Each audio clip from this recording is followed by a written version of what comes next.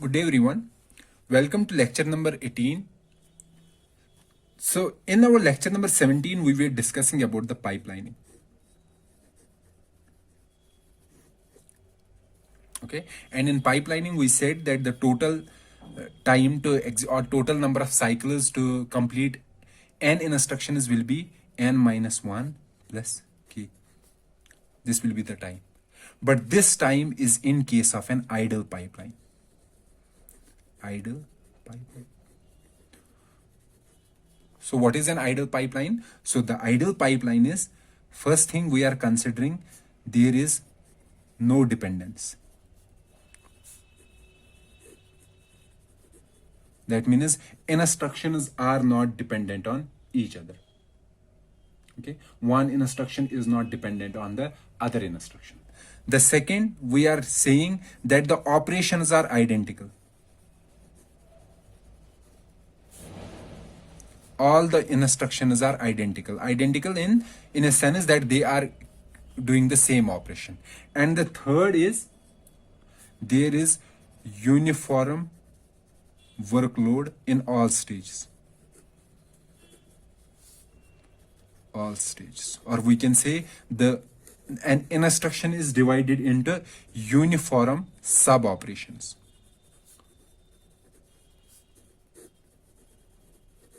Or in other words, we can say that each stage is taking same time.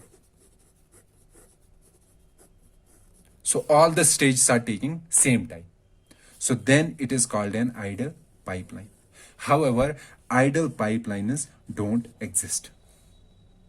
Our aim should to make our pipeline close to the idle pipeline, but actual idle pipelines do not exist. Why? Because first thing, there is always some dependence. And I will explain how there is dependence between the instructions. We will explain this particular part. The second, all instructions are not performing similar operation.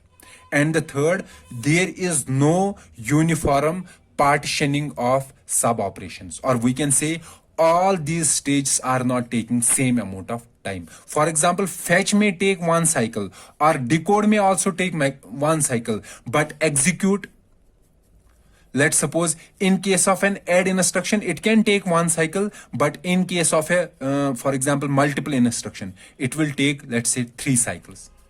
So this type of pipeline is a non-uniform pipeline.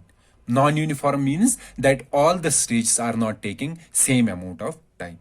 So the formulas or the expressions that we were discussing up to lecture number 7, they were relevant in case of an idle pipeline, where all the stages are taking same amount of time. Or we can say the time in those particular, in an idle pipeline will be equal to n minus 1 plus k. And for an idle pipeline, our CPI will be equal to 1. Or we can say IPC equal to 1.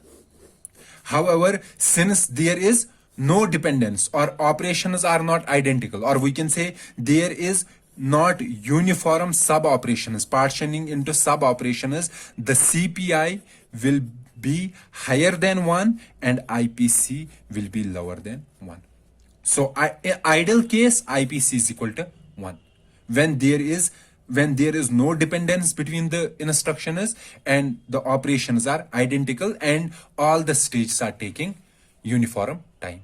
So we can say that in case of a uniform pipeline with no dependence,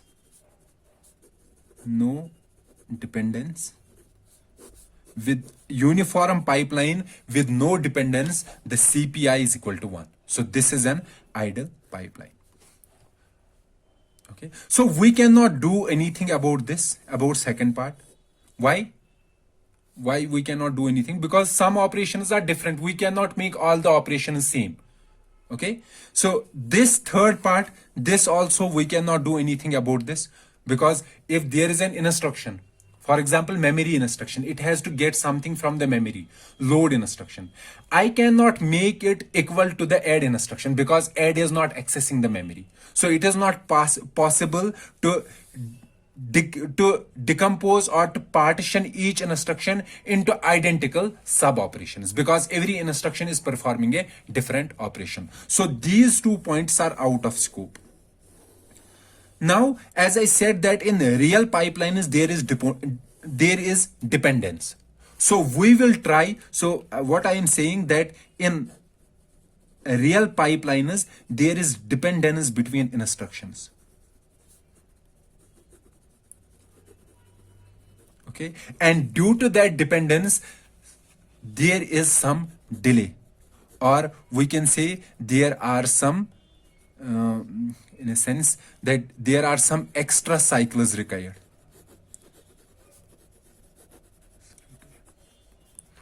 Okay, and our aim should be to remove this dependence.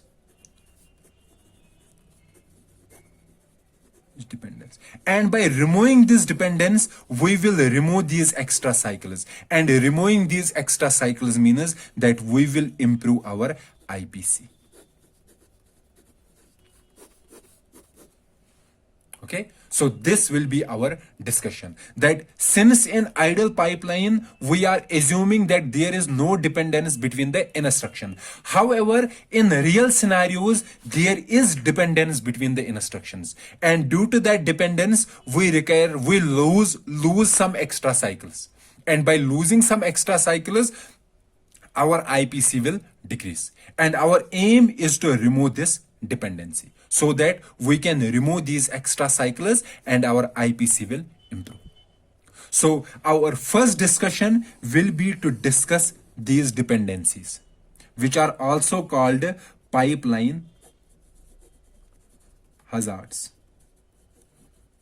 So first of all, we will discuss these dependencies, these pipeline hazards. Then after completing pipeline hazards, we will discuss solutions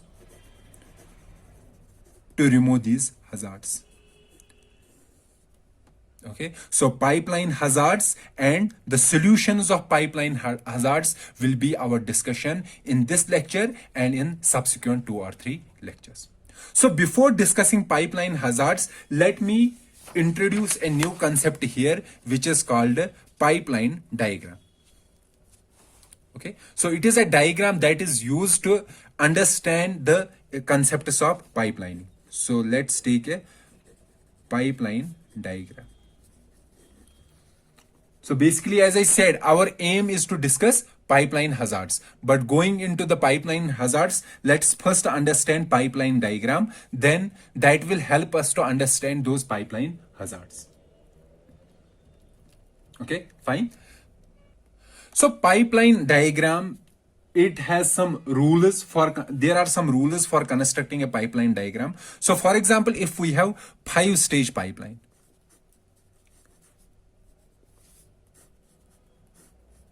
okay, and what are the 5-stage pipeline? Fetch, decode, execute, memory access, and write back. Okay, so what we will do when we are making a pipeline diagram, we will create 5 rows. So each row will determine each stage. So first row will be instruction fetch, then instruction decode, then this is also called operand fetch, instruction decode, execute, memory write, memory access, and register write back. These are 5 rows.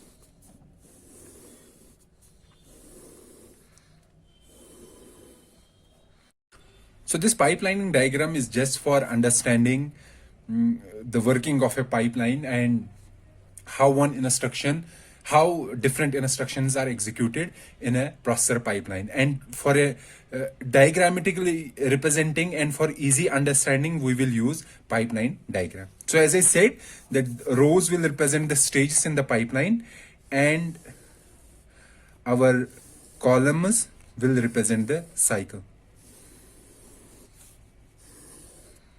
Okay, it is cycle 1, cycle 2, 3, 4, 5, 6, 7, 8, 9, and so on. Okay, now let's say we have following instructions: I1, I2, I3, I4. These are my instructions, and they have to go through this pipeline, and this is the flow. Okay, so first of all, in cycle 1, in this cycle, we will fetch this instruction I1. So in cycle 1, in fetch stage, we will be having instruction 1. And at that particular time, at cycle 1, what is decode, execute, memory access, and register write back doing? They are doing nothing. Okay, now in cycle 2nd, instruction 1, it will go to decode stage. So in cycle 2, decode stage has instruction 1. And what will be there in the fetch stage? So fetch stage will fetch instruction 2nd.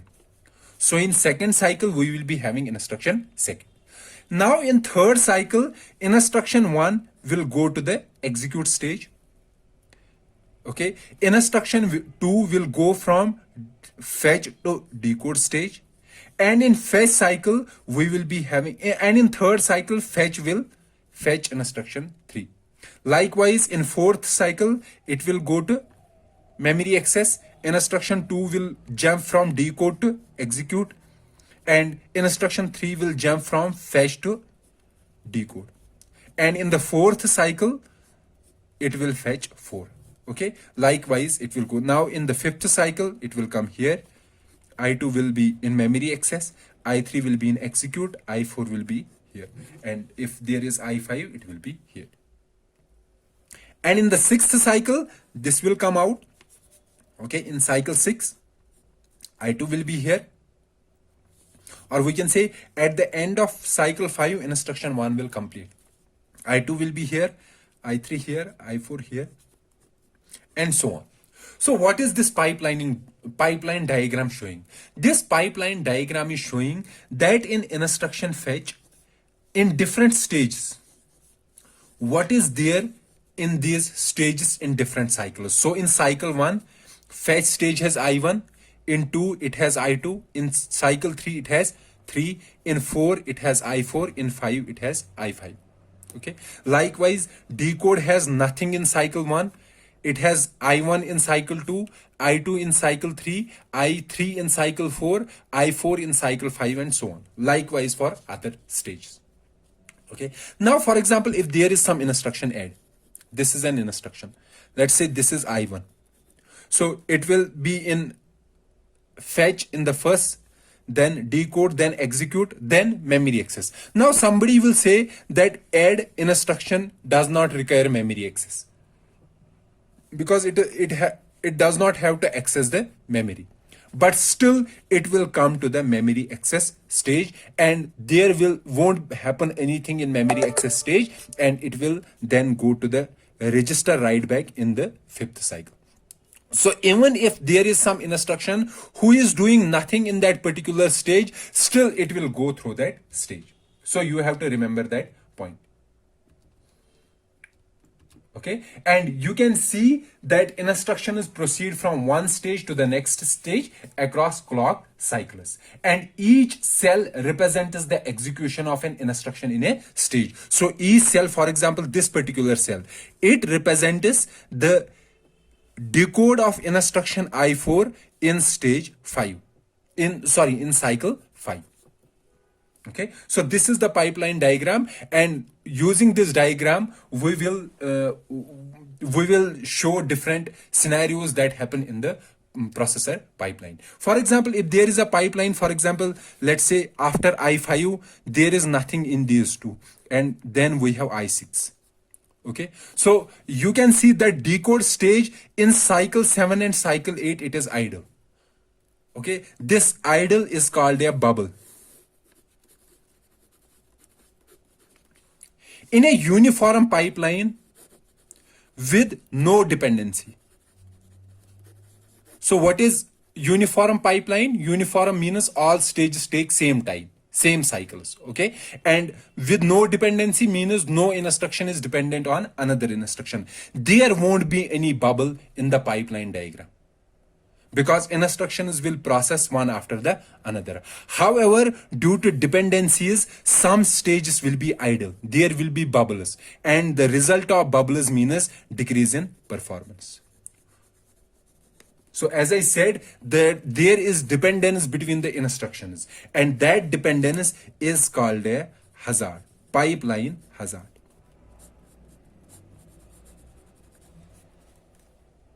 Okay, so in an idle pipeline, we are saying that there are no dependencies. However, in actual pipelines, there are hazards, or also called it dependencies.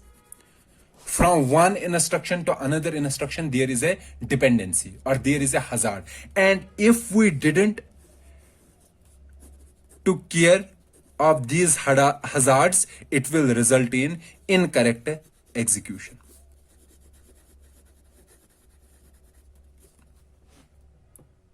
Okay.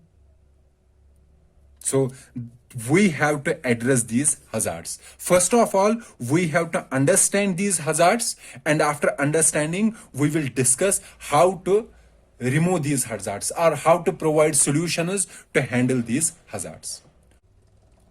Okay, so in the next lecture, in part B of lecture number 18, we will discuss the pipeline hazards. What are the different types of pipeline hazards? And in the subsequent lectures, we will discuss how we can solve these or how we can provide solution to these hazards. So let's meet in the next lecture. Till then, goodbye.